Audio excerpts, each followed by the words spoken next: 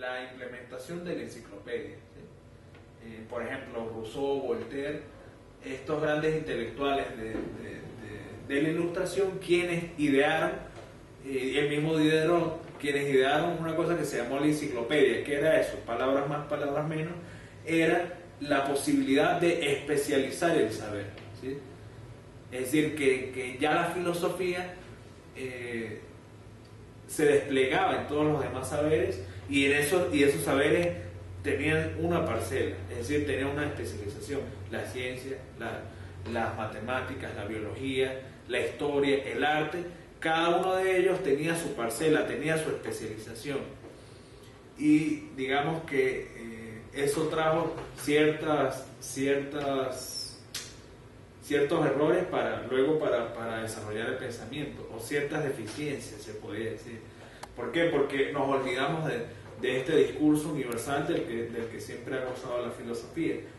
Entonces, nos preguntamos cosas como, por ejemplo, ¿quién es el humanista y quién es el técnico? La palabra tecne ciertamente se empieza a utilizar con la filosofía aristotélica. Él comienza hablando de, bueno, un conocimiento que viene de los sentidos, un primer nivel, luego un segundo nivel que se llama el nivel del conocimiento o el nivel de la tecne, que es el de la ciencia, el del saber hacer, y luego el saber que engloba todos esos demás saberes, el de los sentidos y el científico, que es la sofía, ¿no? Eso en Aristóteles se denomina la teoría del conocimiento o la epistemología, que es una rama específica de la filosofía. Entonces,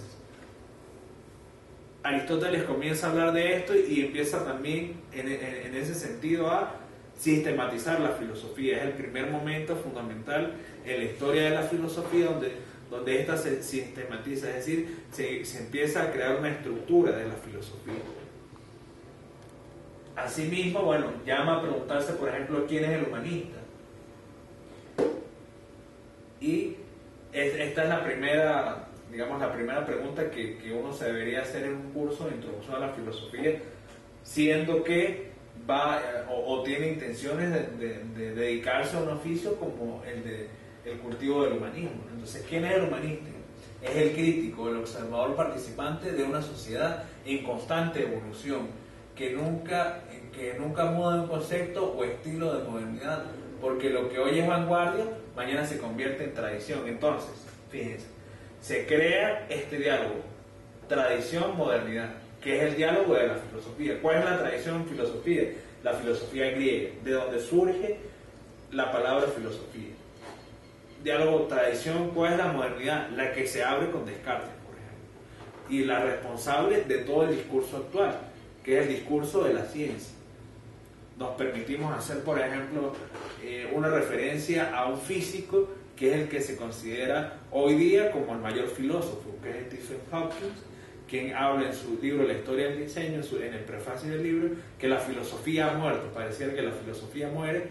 Y bueno, ¿cómo se puede defender ese argumento filosóficamente? Desde el discurso de la ciencia. No es que la filosofía muere, sino que la ciencia pareciera que hoy, digamos, siglo XXI, 2017, la ciencia ha tomado el lugar de la filosofía, o digamos dialoga con la filosofía y trata de dirigir el discurso filosófico. Pero ojo, no podemos olvidar que el fundamento, o como decía Aristóteles, el arjé, el principio, la palabra arjé quiere decir en castellano principio, el principio de todo, o lo que principia todo, es la filosofía, en tanto que es el estudio del ser, del principio de las causas de todas las cosas, ¿no? Tal y como lo denomina Aristóteles en su libro La física, ¿no? Entonces, bueno, el humanista es el crítico, el observador. Se supone que ustedes, como estudiantes o bueno, interesados en las ramas humanísticas, tienen que desarrollar un sentido crítico, crítico y también pedagógico, ¿no?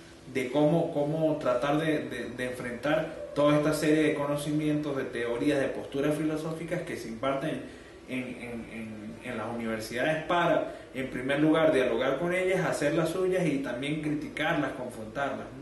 La universidad no puede ser solamente una mera repetición de autores y digamos, vacío de información. No, si el humanista es el crítico, tiene que posicionarse desde ese sentido crítico. Ahora, en ese sentido, ¿quién ejerce la técnica o quién es el técnico, ¿no? Primero, la técnica, entonces, si nos vamos a Aristóteles, es el saber hacer. El técnico es el que sabe desarrollar un oficio manual. Y con eso nos quedamos en la idea de esta sesión. Por ejemplo, un electricista, un herrero, un carpintero es el que sabe trabajar ¿qué? La materia prima, digámoslo de algún modo. Entonces, ¿por qué el discurso científico es el que reina actualmente? Porque ciertamente vivimos en y esto ya es un análisis un poco más filosófico, el discurso que reina y por el que está sentado, digamos, la sociedad, es el enfoque económico, el enfoque o el bloque económico. Eso tiene su razón también y es filosófica, por cierto. Es cual Marx, por ejemplo, que es el filósofo más importante del siglo XX, escribe un texto que se llama Capital, del todo una suerte de filosofía de la economía. Y podríamos en este caso, digamos, hacer deudor a Marx de esa fuerte carga económica de la cual somos nosotros testigos y de alguna forma partícipes, pero también víctimas, ¿no? de ese bloque económico, de esa aceleración, por ejemplo, de la dependencia económica que hay en la sociedad hoy. Entonces, ¿qué necesita la sociedad hoy? ¿O qué es lo que se nos dice? Hace falta técnicos, por ejemplo. Hace falta gente que resuelva los oficios manuales y que además, en la medida que resuelven sus oficios manuales y que trabajan en esos oficios manuales, pueden, se supone, o esa es la idea, devenir un mejor sueldo, un mejor salario, una mejor calidad de vida, en tanto que responde a unas condiciones económicas, digamos, favorables y en algunos casos privilegiadas. Entonces, aquí se plantea un debate y un problema muy interesante desde el punto de vista de la ciencia y de las humanidades, porque ¿qué hacemos hoy, por ejemplo? ¿Qué hacer hoy? El que quiere ser humanista se podría dedicar a las humanidades solamente. El que es técnico solamente debería ser técnico, y nunca preguntarse, por ejemplo, por su condición humana, que inconscientemente se ha preguntado, porque además que la filosofía tiene ese carácter, digamos, natural en la condición del hombre, que así nunca se ha dedicado a filosofar o a estudiar la filosofía o a teorizar sobre ella, siempre se ha preguntado sobre, por ejemplo, la condición o su propia condición humana. Preguntas que siempre se van a reducir en algún momento de la existencia humana, es decir, de cualquier hombre. Por ejemplo, ¿quién soy yo? ¿O qué debo hacer en este momento? ¿Qué me correspondería hacer en este momento y no lo he hecho, por ejemplo? Y bueno, ya cosas un poco más decisivas, como el problema de la muerte, que es tratado en la filosofía de manera muy puntual, desde, por ejemplo, desde filósofos como Heráclito hasta el mismo Martin Heidegger, ¿no? Entonces, digamos que hay dos ámbitos: el de los filósofos, el de la gente que se ha dedicado a pensar, como por ejemplo Platón, Aristóteles, Kant, Nietzsche y el mismo Heidegger, y la gente que, si bien no se ha dedicado a filosofar, también es afectada por esta filosofía, ¿no? O por el mismo hecho de pensar. Entonces, un poco para cerrar la idea de esta clase introductoria, ¿cuál es? Situar al estudiante, bueno, y a todo aquel interesado en filosofía, a que la filosofía es ese saber que dirige todos los demás saberes, y por eso está centrado en las humanidades. Por eso nuestro departamento, y ya esto viene un poco más para amplificar, para hacerlo más real, nuestro departamento y nuestra futura escuela de filosofía se encuentra en una facultad de humanidades. ¿Por qué? Porque la filosofía es la que dirige todo el saber, no solo humanístico, sino científico. Esa es la primera conclusión. La segunda, se puede una persona interesada en ser humanista dedicar a ser humanista solamente si nos ponemos a pensar, bueno, en nuestra condición ya, en nuestro contexto social, Venezuela, hoy, prácticamente imposible. Pero eso no quiere decir que una persona deje de ser crítico y deje de definirse. Si nos vamos a esta primera definición que dimos de las humanidades, deje de preocuparse por su humanidad y por su misma educación. Entonces sí se puede, en conclusión, sí hay posibilidad de dedicarse a ser humanista, no solamente a eso. Habría que dialogar con el discurso científico. Entonces el hombre hoy, digamos, el ser humano está digamos, en ese centro, ¿no? En el centro de los dos discursos, por un lado el humanístico y por otro lado el científico. ¿Por qué?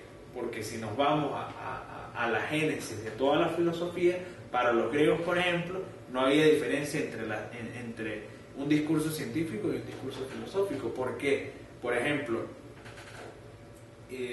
un pensador como Pitágoras fue filósofo y propuso el primer teorema de las matemáticas, que es el teorema de Pitágoras, o sea, que era filósofo y matemático.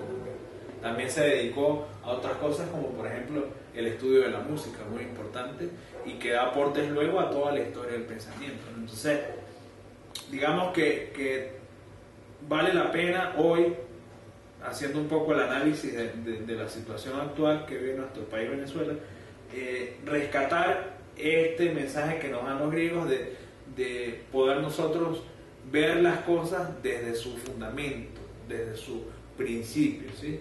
Y poder dialogar no solamente con el discurso humanístico, sino con el discurso científico, y que alguien que es técnico pueda ser humanista y alguien que es humanista pueda ser técnico. Así estaría, en primer lugar, respondiendo a su condición de ser humano, y en segundo lugar, respondiendo a lo que se llama en filosofía su facticidad, su vida real, sus problemas, los problemas que le afectan desde el punto de vista pragmático, desde el punto de vista de la acción, como sobrevivir, por ejemplo. Entonces, bueno, ya un poco la bibliografía. En el curso inicialmente trabajamos 3 textos, que es la filosofía de José Ortega y Gasset, la filosofía de Karl Jaspers, y ¿qué es esto la filosofía? Una conferencia de Martin Heidegger. Todos estos textos se encuentran en el grupo que se está manejando este semestre, que se llama así Aventura del Pensamiento, Introducción a la Filosofía 2017, grupo de Facebook, o se puede adquirir en la Maestría de Filosofía, edificio D, último piso. Cualquier duda por la situación especial de este semestre de 2017, que prácticamente fue semipresencial al principio del semestre, pueden consultarme a mi correo electrónico, José Manuel López 888 @gmail.com.